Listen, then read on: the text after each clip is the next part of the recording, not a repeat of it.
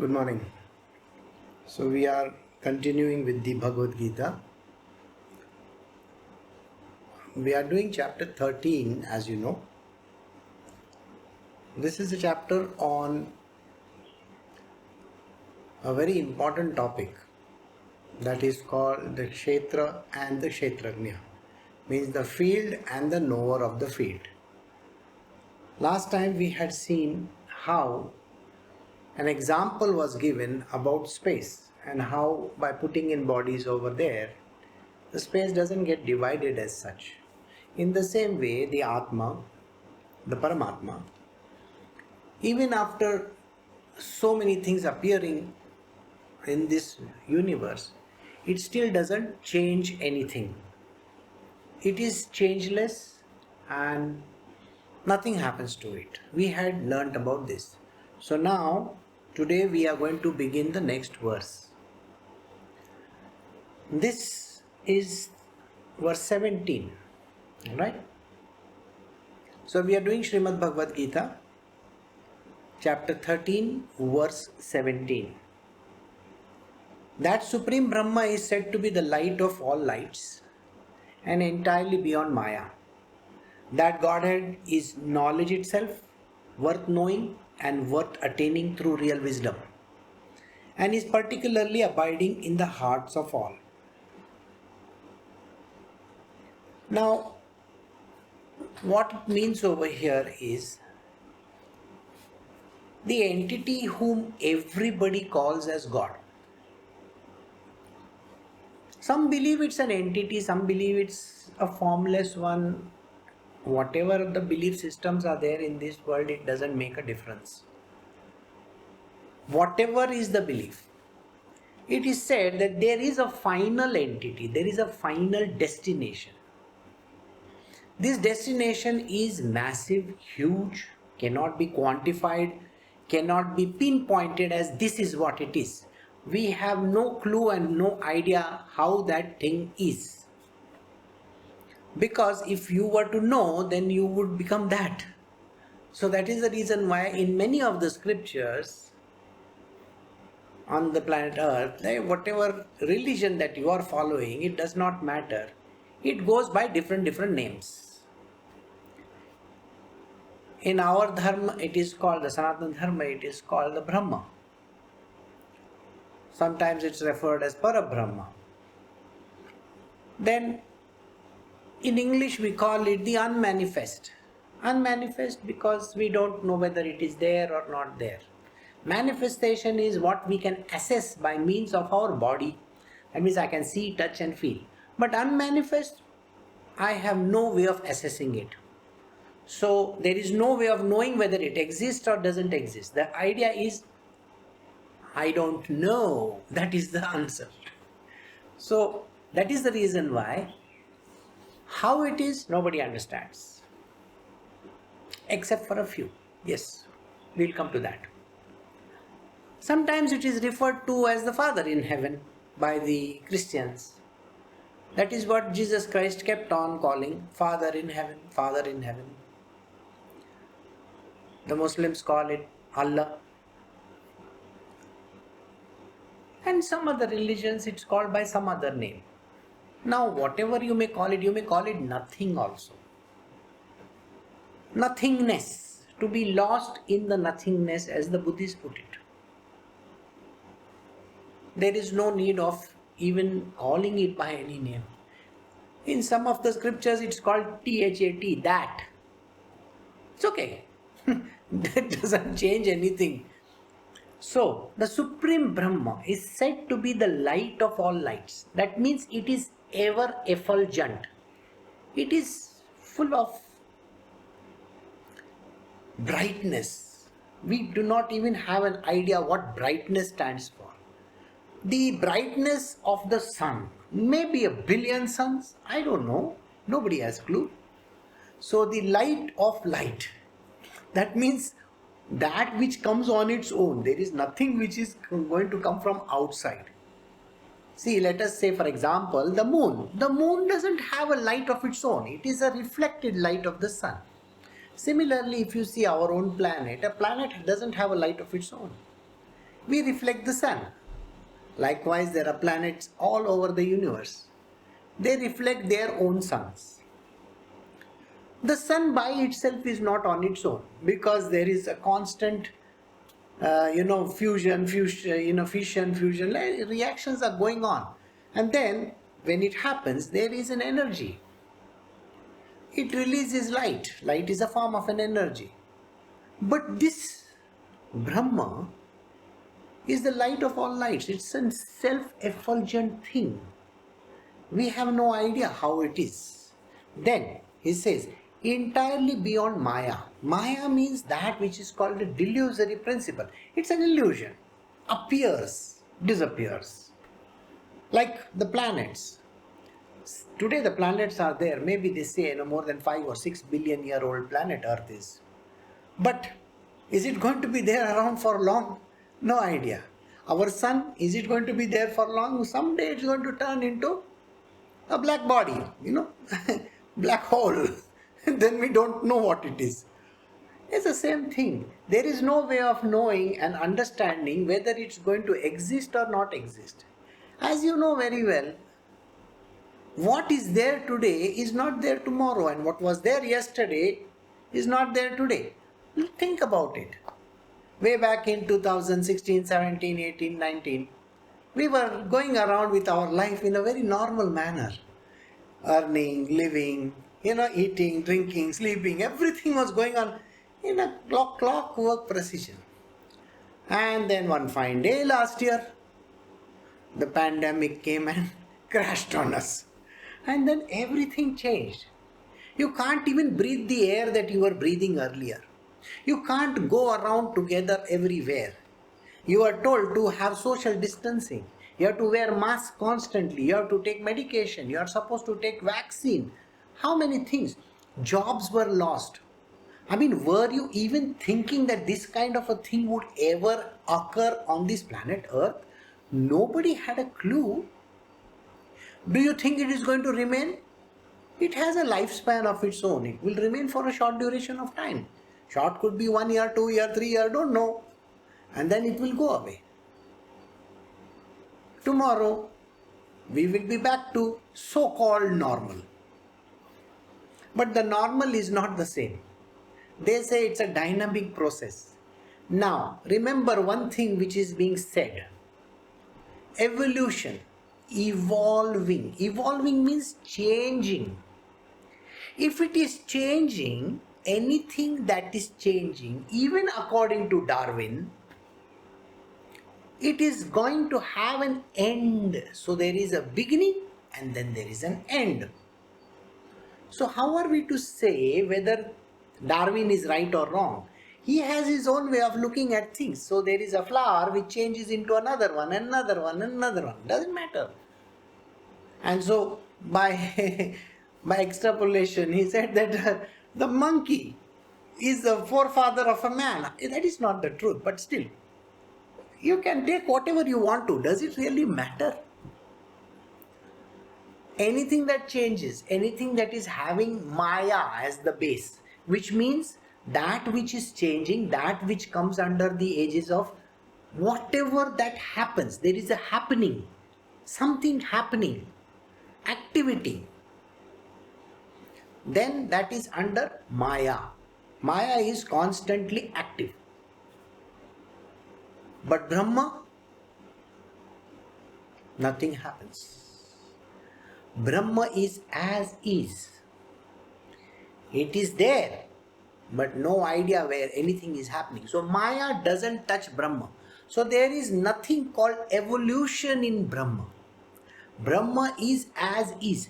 It is full of knowledge. It is full of knowledge because it is brimful of knowledge. It has all the knowledge in this universe and beyond.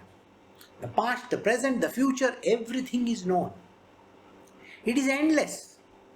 There is no ending. At least if you are a finite being, from one end to the other, you can say, yes, I can reach from one end to the other. But endless. Brahma is endless. This God is knowledge itself. Brahma is knowledge itself. It's not, I want to know Brahma. Brahma is knowledge itself. Knowledge. You have to know knowledge. Know knowledge. That means what? The moment you know Brahma, you are called a Brahmanyani. That means one who knows Brahma. Got it? And this is the understanding. Those who are Brahmanyanis, the knowers of truth, the knowers of the knowledge of Brahma, these are masters, they are spiritual masters. And what is there to know? What is the ultimate thing to know? That is what you got to know. The knowledge itself, isn't it? What else is there to know? Nothing else is worth knowing. And attaining through real wisdom. Now, wisdom. You have knowledge. Knowledge could be in a book also, It could be on the internet. You have to Google it, isn't it? You have to use search engines to find out the knowledge. And then you know the knowledge, whatever that is there. Let us say you want to know about some rare species in this world. Alright? So, oh mama, that long cigar-shaped object which came in from outer space, where is it now? It's heading somewhere. But when it came, it started accelerating. Now it is going too fast. Now I want to know about this, so will I not Google? I'm sure 99% of the people don't even know what I'm talking about. The reason is because the knowledge is not there. But for the knowledge to be used properly, for a proper usage of the knowledge, that would be wisdom. How to use it? Yeah, I may have a tool, a saw, maybe, a drill machine. I don't even know how to use it. I don't even have the power to use it. I may be staying in a jungle. What is the use of this power drill? No use. So I got to have all the ingredients in place. Plus I should know how to use it. And then I have to use it in a proper place. I can't just put it somewhere and go. No. And then everything that is associated with it has to be followed. The drill bits have to be there, right? Everything has to be in perfect place. Then only it is of any use. Otherwise, it is of no use. That is the reason why that knowledge and that understanding and that application would be wisdom. So knowing Brahma is just knowing Brahma, but using it, by understanding it, by getting a hang of what it is and where it is and so on and so forth. That is called wisdom, through real wisdom. Only through real wisdom can you know Brahma. You have an average understanding. Do you really think you will understand what I am talking about? Oh, Guruji was teaching about Brahma. I felt so sleepy, I went to sleep. I mean, that's what you will tell me. So, isn't it very funny? Somebody wrote one message on one of our blogs, on one of our podcasts or whatever. And the message was, Sleepy Sai. The person might not have understood what is being said over there. So, must have said that. So, there are people in this world who don't have any clue of what is being said. Even just now, how many of you are understanding? The knowledge is there, maybe somewhere, but do you have the wisdom, the application part of it? That is what it is. It is worth knowing. Anything else is not worth knowing. When is the pandemic going to go? What is it worth knowing? Oh, then I can start my work again. Okay? 2023 it will be gone. 2022 it will be there. Okay, now you got an understanding? Very good. Now go do your work. That is so simple. But Brahmanyana is not so simple.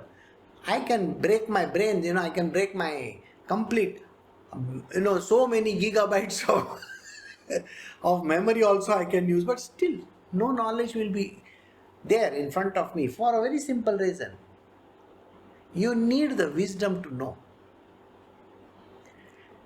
And is particularly abiding in all hearts. This is the strange part. It is there inside of you.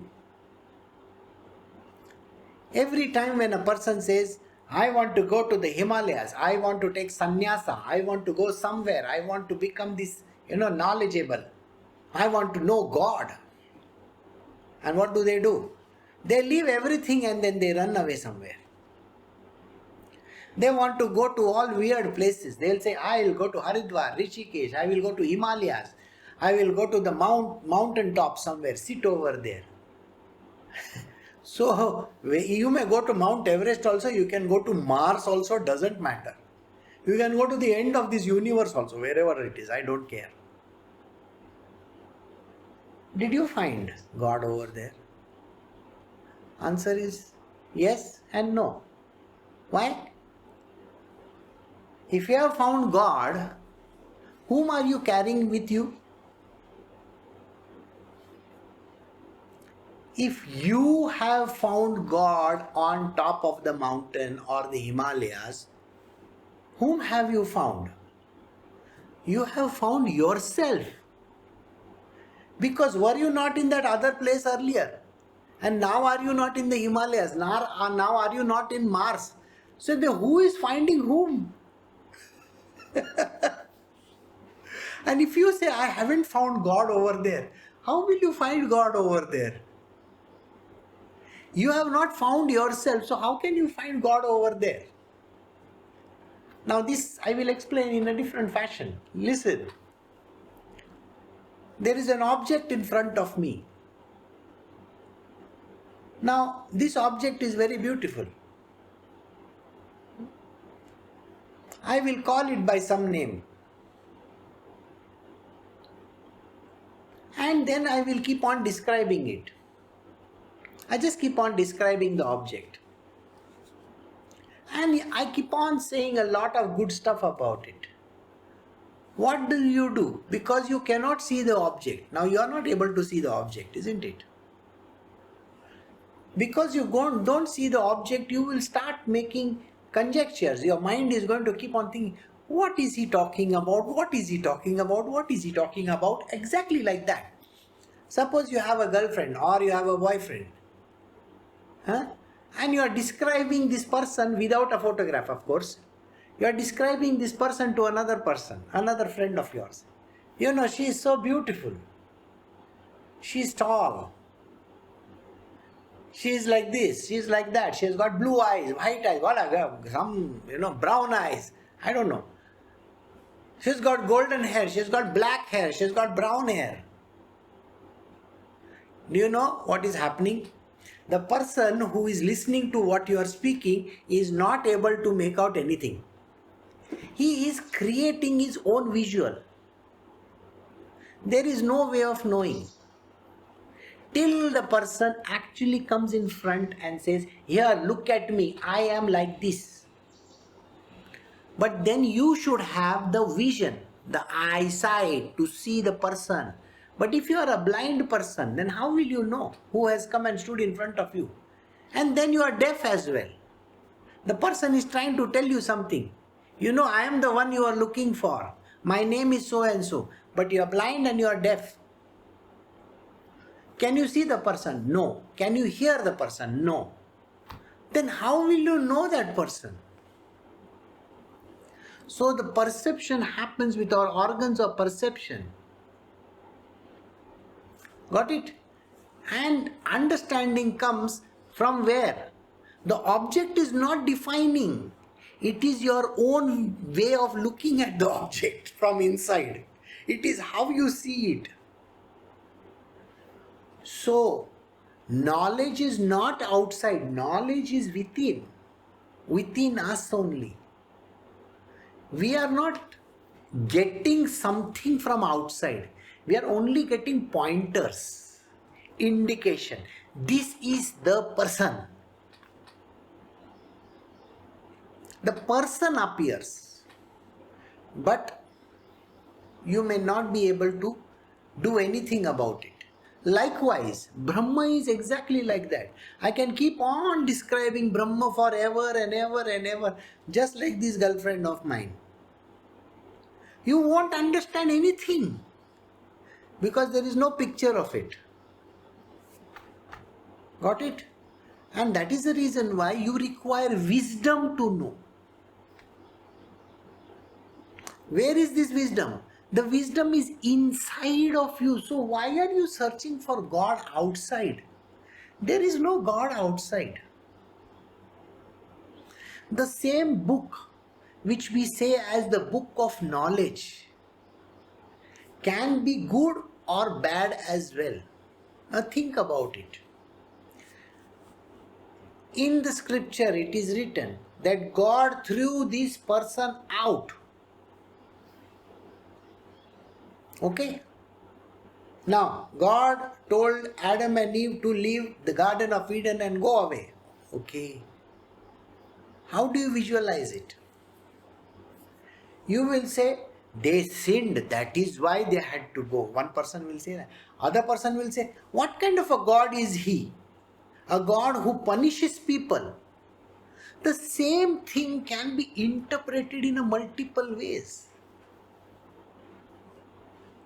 And this is the reason why there is no way of understanding something, because everybody is using their mind. And mind is not knowledge. Beyond the mind is the intellect, and beyond the intellect is this great understanding of Brahma.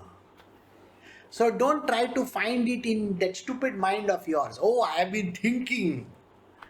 Oh, I am deciphering. I am cutting it down by intellectual discussion. Intellectual discussion is not going to take you to any Brahmanyana. Neither does your mind, because your mind is useless. It is judgmental. Everything it judges. So you are trying to judge with your mind. And Brahma is attributeless. It doesn't have attributes. But when a person does meditation, he says, oh, I saw white light. That is not Brahma. Those are your neurons firing in your brain, sir. They're going zzz all over the town. Brahma has no light in it. So why are you saying there is light in it? Brahma doesn't have colors in it. Colors means attributes. Light means attributes. Everything that I say, oh, there is a nice smell. Smell is an attribute. I am able to understand Brahma. With what? That stupid mind of yours? You can't understand Brahma with your mind. So then you're still talking about attributes. Brahma is beyond all this. That is the reason why he says, it is abiding in your heart. It is very much there within you. But you don't know it. Got it? So this is what Krishna is telling Arjuna. So we go to the next verse. So we are doing chapter 13 of the Bhagavad Gita. Chapter 13 verse 18. Thus the truth of the Kshetra and knowledge, as well as the object worth knowing, that is God, has been briefly discussed. Knowing this in reality, my devotee again attains to my being. Krishna is telling Arjuna, see, I have just explained to you the truth about Kshetra, the field, and the knower of the field, knowledge about Brahma. We have just done 17 verses. In 17 verses, Sri Krishna is explaining. He says, I am explaining in very short, little bit. Yesterday I heard someone saying that the whole Bhagavad Gita was given in a verse, because there is no time in the Mahabharata, the field, in the battlefield where there is time. So Krishna is talking to Arjuna. He says it in just a few words. Now, chapter 13 itself, to explain to the dullest person on earth, will require all the books in this world to write just the explanation of it. To the most intelligent person, it will still be a library full of knowledge. To an enlightened person, He doesn't even need to know. He knows. He's self-effulgent, so he knows. But Arjuna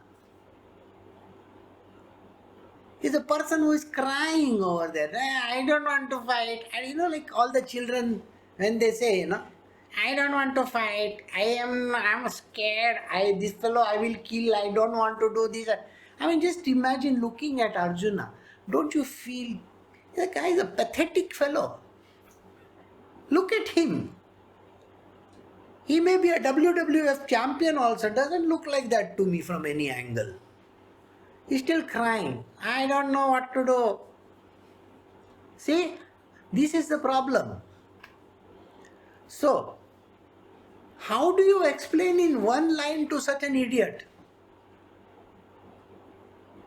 So my friend told me that Ved Vyas wrote it in 18 verses, 18 chapters, 700 verses. That is not the truth. Because just the chapter 13 itself will carry his entire lifetimes, 1 million, 10 million lives maybe. Still nobody will know. So here Krishna is saying, in 17 verses I have told, thus the truth of the Kshetra and the knowledge, that is the Kshetra and the Kshetrajna, as well as the object worth knowing. What is the object worth knowing? God himself, Brahma, isn't it? Just now only we did it in the previous one. What is worth knowing? Brahma, the knowledge of the Brahma, Brahmanyana. That is worth knowing. I have discussed it with you. Know this in reality. So, just know this in reality. Just know it is the truth. He says, then what? My devotee attends to my being. If it was so easy, this chapter would have ended over here and Arjuna would have said, yes, Gurudev, I will just go away. I will be lost in my world, I will, with one arrow, I will kill everybody. But that never happened. He had to go through his misery all the time. I mean, just imagine, he is firing an arrow at Dronacharya or Bhishma Pitama or anybody else. You know how painful it is? Oh my God, look what I have done. I have killed my own brother. And then he will sit crying over there. That is what we do. We get affected by everything. You think Arjuna was not affected? He was the worst affected character on earth. That is what we are. Human beings are like that. Affected to the core. They will say, oh, nothing happens to me. What nothing happens? Give tight slap to him and say, he'll start crying. They don't have that energy. So here Krishna is saying, see, I have explained all this to you in 17 verses. Now if you know this, you will become my devotee. But we have a nincompoop standing in front of me. How will that person understand? You can have the handsomest dude on earth playing that role. Even Amir Khan might be playing. I don't care who is playing. Or Prabhas might be playing the role.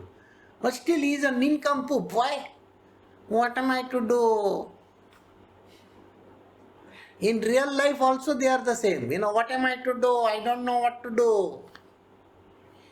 So, Krishna is continuing. I know, little bit of comedy, okay? Otherwise it has become too heavy for all of y'all. I can imagine, you are just feeling, your eyes are drooping like this. And you may be falling asleep over there and suddenly Guruji gives one joke. And then at least you will wake up. Alright, so let us come to the next verse. We are doing Srimad Bhagavad Gita chapter 13 verse 19. Now we are doing this important part which is called the Purusha and the Prakriti. Let us understand them both. Because we have been saying too many Purusha, Prakriti, Purusha, Prakriti, Purusha. Alright. So, Bhagavad Gita chapter 13 verse 19. Prakriti and Purusha. Know both these as beginningless. And know all modifications such as likes and dislikes, etc. And all objects constituted of the three gunas are born of Prakriti. If you say I like someone or I hate someone, I dislike this person. Why do you dislike the person? I like that person. Why do you like that person? So, this is the problem. We are full of likes and dislikes. These likes and dislikes comes from nature. Nature, Prakriti. Mother Nature makes that thing. In your being, in your body, your nature is such. You are lazy, you tell lies, you have dirty habits, you can be the best person on earth also. I mean, you will be telling truth also. So there are so many qualities. You say, I, all the time. I did this, I am like this, I am like this, I went to this place, I did this. Yeah, that is also nature only, isn't it? Don't we look at the person, look at that person, so egoistic. Don't we say that? Of course. And then there are some of those people who will keep on crying all the time. Oh, what am I to do? My whole world is coming to an end. Everything is gone. My husband left me. Now I have to sit with one dog and I am just petting my dog. A poor dog looks at me. I look at the dog. I sing songs to the dog. I have no money. My children left me. I am so much pathetic to the core. You are worse than the dog then. At least the dog looks good. I bought it for 40,000 rupees. Nobody will buy you even for 40 rupees. If you are such a nincompoop in life, you keep on crying all the time, what am I to do? Look at me. There are people in this world who are like that. It is their dirty nature. This is nature. Nature, do you understand? I hope you got the nature understanding. Otherwise, a person will come. Early in the morning, they will show a face which is... Why? You got up from a good night's sleep. You wake up in the morning, you should be bright and cheerful. Instead of that, they are showing as if they have taken one whole bottle of castor oil. Such kind of face. And they will come and they'll say, my back is aching, my legs are aching, today my head getting, and this happened, and then I had a dream. In the dream I saw this one, and then that happened. I can't walk. And they would have got up late. And if you ask them, how many reasons do you want to give for getting up late? Lengthy reasons. Last night I couldn't sleep. That is why I woke up late. Last night I was up till 1 o'clock. That is why I am late. These are reasons and reasons and reasons and reasons. So there are these people who will constantly give you all the problems in the world. Or you meet old people. Last week I fell down. My leg, I hurt. Look at my leg. They would have put one big plaster on the leg and they will, just to show you, they will keep on jumping like this, and walking. Why? Because they need sympathy. Look at your mother. She doesn't eat anything. She is like this and she is like that. But this is the same person who will go to the kitchen and taste everything, this little by little, little by little, little by little. They are full by doing snacking. So what lunch they will have? I eat only this much rice, this much dal, this much rice. I don't have appetite. From morning to evening you are doing snacking for every goddamn thing in the kitchen, and then you have the cheek to tell that, I don't eat anything. This is the habit of a person. This is the nature of a person. Then you will find another person. For no rhyme or reason, the person... The person is angry constantly. For what reason is he angry or she is angry? They don't require reasoning to get angry. It is their dirty nature to get angry. That is what I said. They get up in the morning with a whole bottle of castor oil. They can't even show one nice smile in their face. So you find this kind of people. And there are some kind of people who They're constantly smiling. Why? Even if somebody dies, they'll be, what do you mean by that? Somebody is dead, you want to smile? At least show some little bit of, that kind of an expression. Some expression change has to be there. You have to be mobile. The reason is because it's the nature of the person. Did you get it? Why are people angry? It is because of their nature. Why are people upset? It is because of their nature. Why are people always having castor oil face? It is because they are castor plant itself. Okay? Why are people always cribbing? Because they are the crabs. They have the problem in their life. Why are people always saying, I am sick, I am sick? Because they are totally sick. And why is that person laughing all the time? Because he is taking laughing gas. I mean, do you understand? This is the nature of a person. And Krishna is telling Arjuna, is the nature of a person. You have to always crying all the time. You have 6 wives and yet you are crying. Of course, after having 6 wives, anybody will cry. But this guy, he's constantly crying. Why did this happen? Why did that happen? And look at Bhima. I'll smash this one's face. I will show him who he thinks himself. Sir, there is no problem just now. No, I will take my gada and go.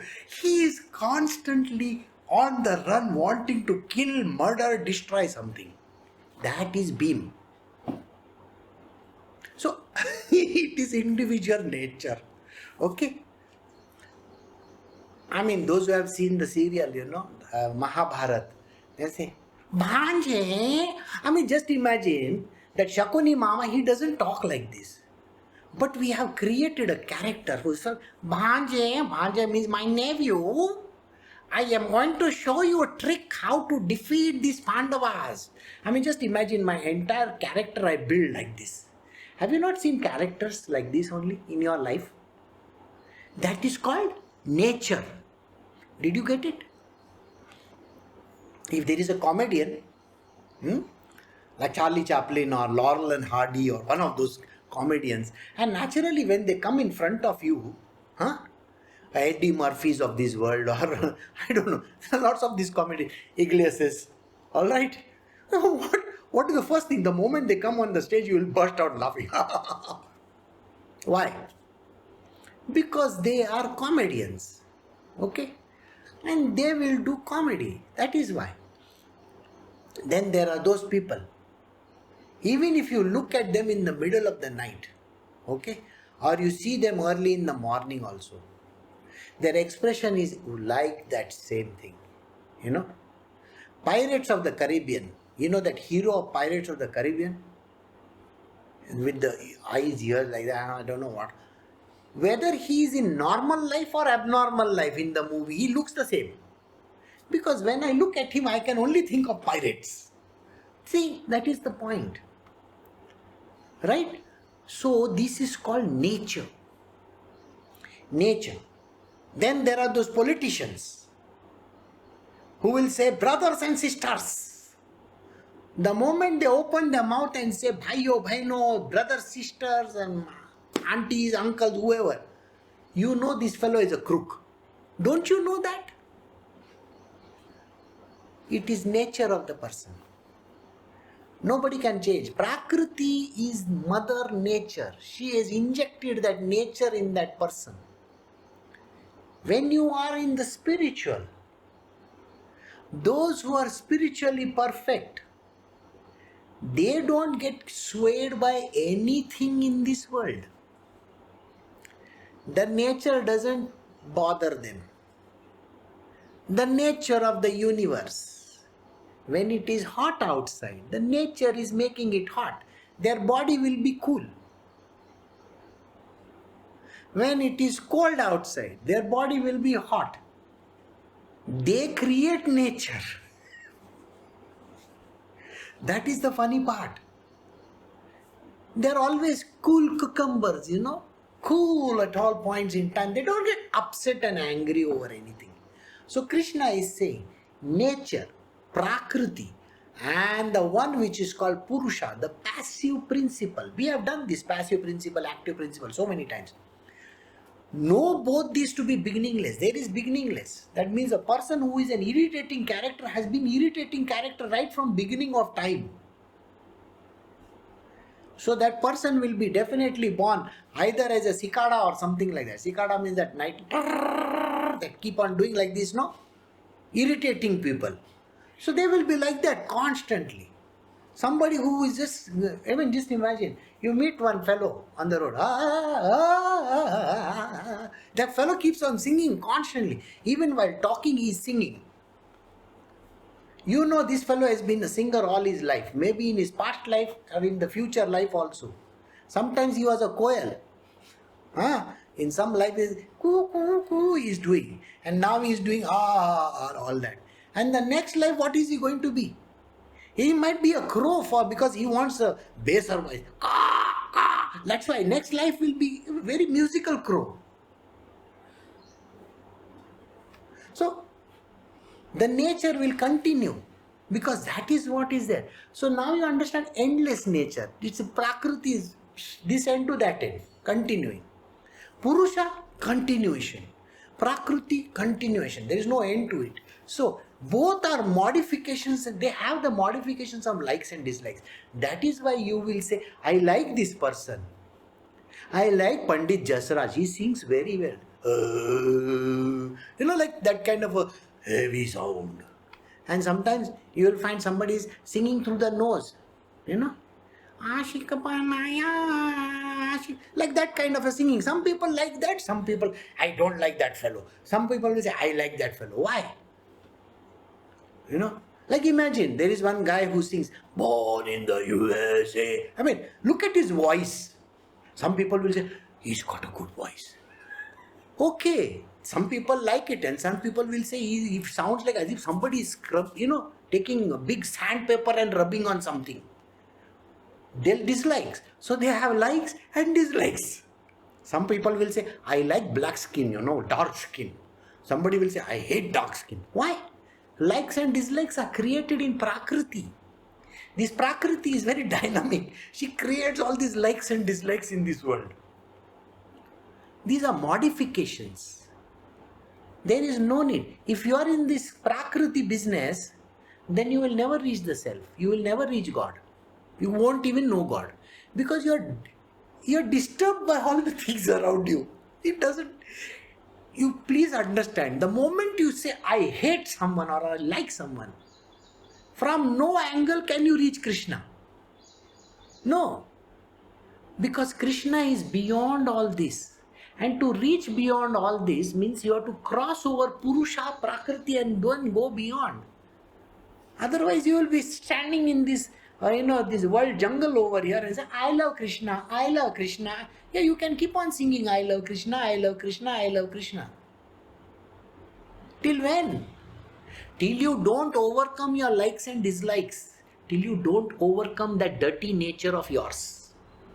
If you overcome the dirty nature of yours, which is the Prakriti of yours, which is the nature embedded inside of you, you will become free of the nature of yours.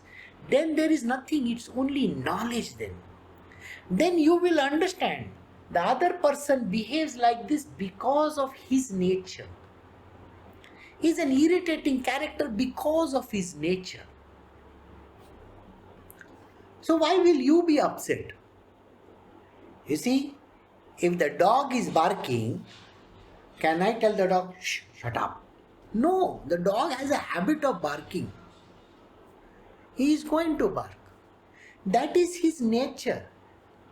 If there is a person in your life who keeps on cribbing all the time, do you think you can change that person?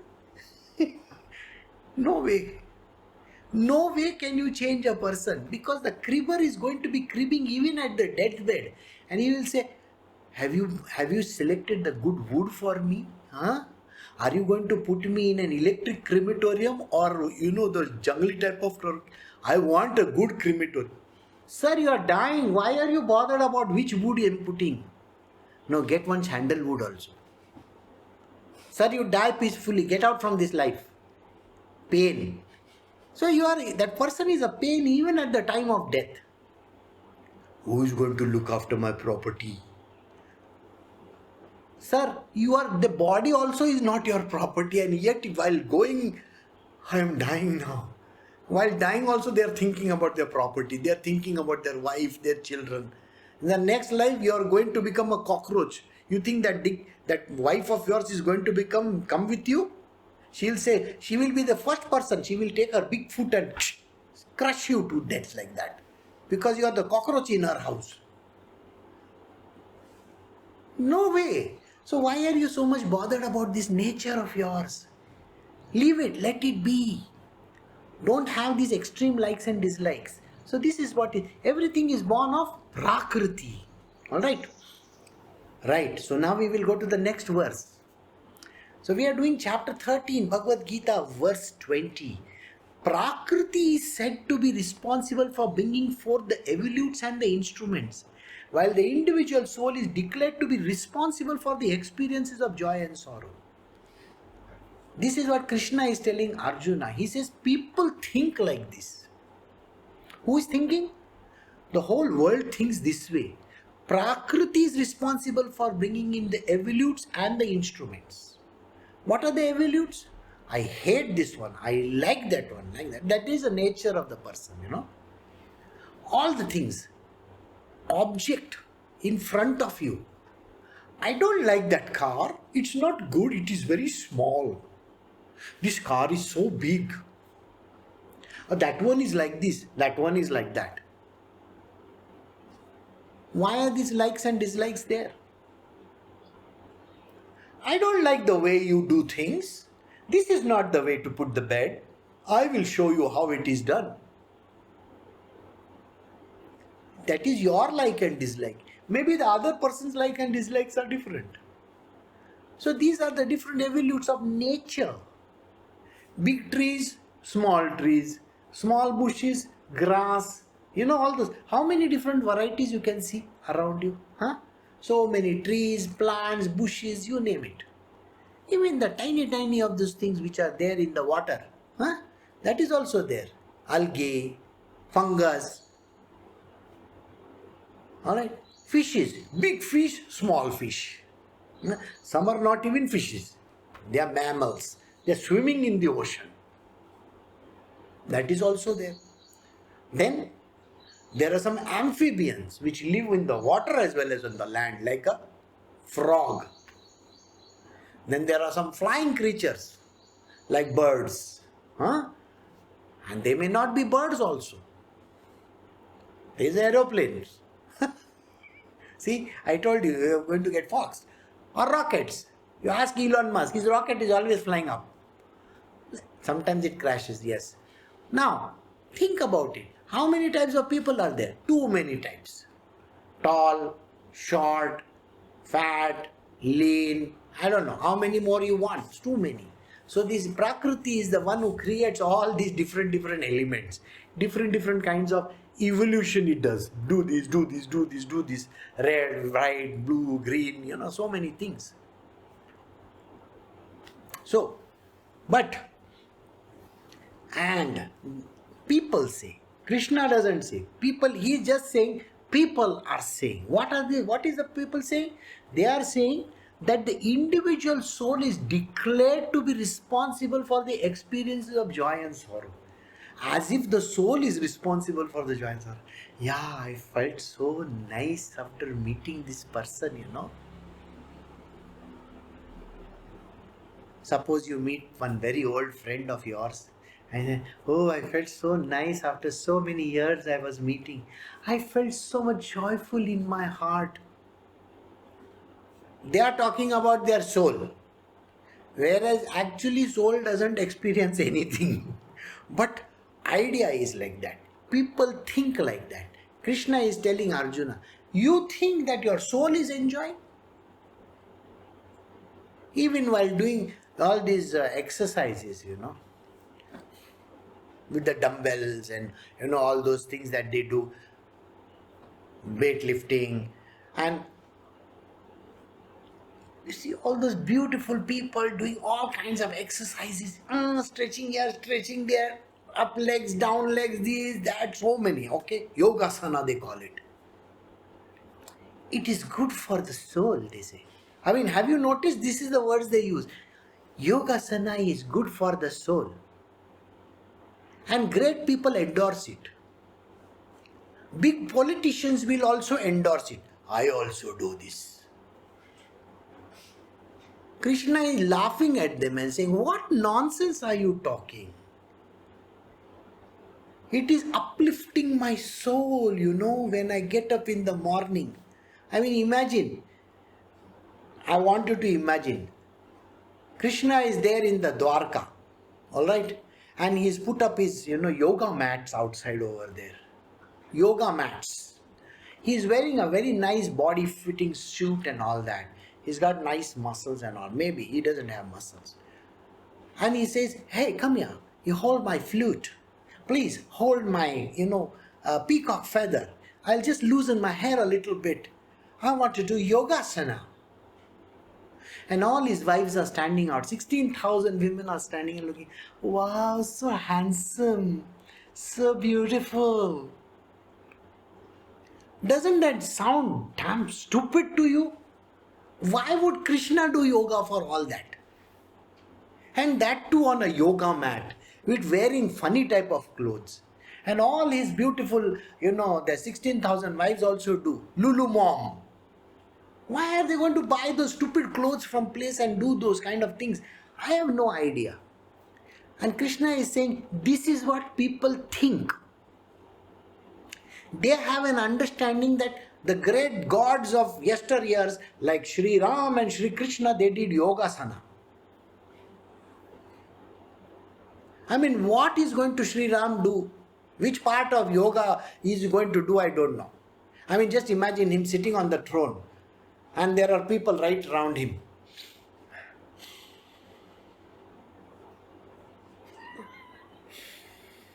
And all the people are enthralled by it. Sri Ram is doing pranayama. I don't think he ever did pranayama or yogasana. It is never mentioned anywhere. As a normal human being, their job was to rule the world. Okay? They don't have time for all these things. And yet people think that they have time for all these things. It's a false belief. So here Krishna is saying, these false beliefs makes you think, oh, I feel so happy in my soul. What soul are you talking about, sir? Soul doesn't have anything. When Krishna says the soul is within you, doesn't mean that the soul is within you and it is going to feel, oh, I feel so happy, There is no happiness. I ate one nice ice cream. I felt so peaceful and happy and joy. So he says, while the individual soul is declared to be responsible for the experience of joy and sorrow. People, now I said about joy. Now let me talk about a little bit on sorrow. My mother died, It hurt me so badly. They will be the biggest ham artists on earth to show the whole world how sad they are. But they are basically waiting over there for the mother to die so that they can take the property and run away. But they have to show the world. My heart aches. She was such a great woman. Or my father died. He was such a great person. An idiot, I'm happy he's dead. In the mind they are talking like this. He gave my brother so much, for me nothing. But when I have to show the world, my father is dead. What am I? Oh, thank you so much for visiting us and giving your condolences. All hypocrisy. And this hypocrisy, they put it on top of the soul. And they say, my soul felt it. Krishna is making fun of people over here. He says there is nothing like that. Don't be under this misapprehension that the soul is going to feel anything like that. So did you get it? Prakriti. You see the words the way he is saying. Prakriti is said to be responsible for bringing forth the evolutes and the instruments. We think like that. What is the truth? The truth is there. I am teaching you in another chapter over there in the Uddhav Gita. The whole world is an illusion. So what makes you think Prakriti is the mother? That is your thinking. You are the stupid one. And then we say, while the individual soul is declared to be responsible for experiences of joy and sorrow, how can you put a big crown on the top of the soul? By the way, the idea that you have soul, I have soul, this one has soul, that one has soul, so many souls. How many souls are there in this world? There must be around 7.5 billion souls on this planet Earth. Oh, you are not taken all those aliens who are hiding inside? And the ghosts that are lounging all over the place? There are no souls. This is the problem. The moment you say S-O-U-L-S, finished. There is only one soul. So how can a soul experience anything? There is no joy, no sorrow in the soul at all.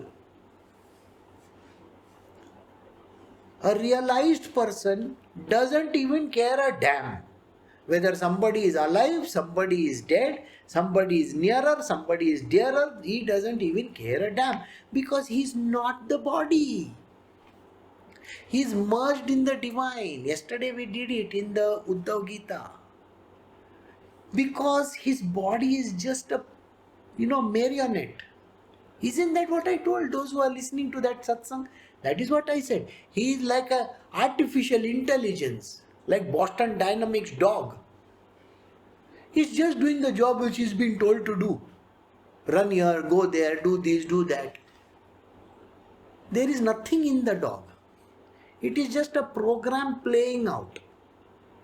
So that body of a saint is exactly like that. He is just playing out a role. The body is playing a role. It is programmed by artificial intelligence. The AI person is upstairs over there. His name is Krishna, by the way. He is programmed that fellow and said, go. Go. And he is doing everything needed. So the idea that Prakriti does everything. He's got a nature like that, he's a bad man. It is illusion. There is nothing which Prakriti does. But yet, in the dream you are, it is so real. And then on top of it you say, I felt so peaceful in my heart, In my soul I felt the peace. How can the soul feel the peace? There is only one soul, one. And that one soul, that other fellow over there is feeling pain and you are feeling peace. How is that possible? So Krishna says these are assumptions by people. So we are going to stop here in the assumptions role, and today in the evening we will continue from where these assumptions have to be let go. That is why Arjuna, who is always keeps on crying, what am I to do?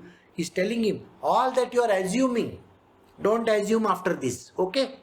But still, this is a dog's tail, like Rajma says, doesn't become straight at all. So I will see you all in the evening. Take care. Have a great day. Bye.